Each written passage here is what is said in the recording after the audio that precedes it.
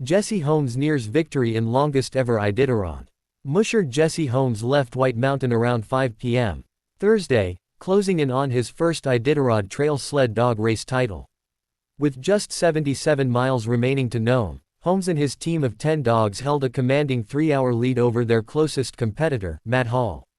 They were also well rested, having completed the mandatory 8-hour layover required at White Mountain.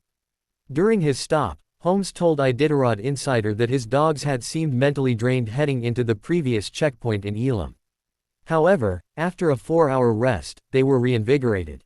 "I just started stopping, petting everybody, singing for them, cheering for them, snacking them," he said while tending to his team. As the first musher to arrive in White Mountain, Holmes received a $2,500 prize and a special trophy. Competing in his 8th Iditarod, Holmes had previously placed as high as 3rd. Originally from Alabama, he gained national recognition through the reality TV show Life Below Zero.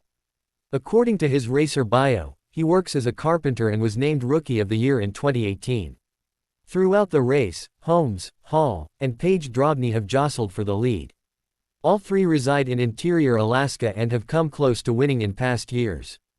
Hall finished as last year's runner-up, while Drobny has previously placed as high as 5th. On Thursday, Hall arrived in White Mountain at 11:53 a.m. with 10 dogs and was eligible to depart at 7:53 p.m.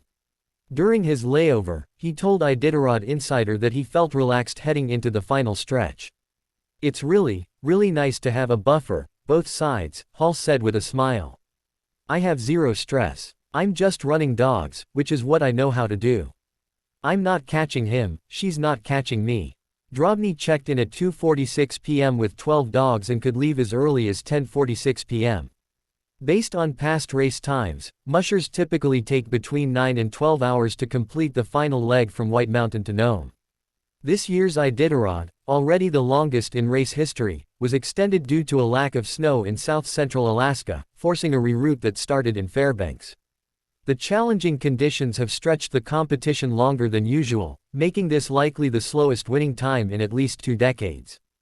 Just 23 teams remain on the trail after 8 mushers dropped out over the past week and a half, including one withdrawal following a dog's death. 2 rookies, Sydney Ball and Quince Mountain, were also removed from the race for moving too slowly.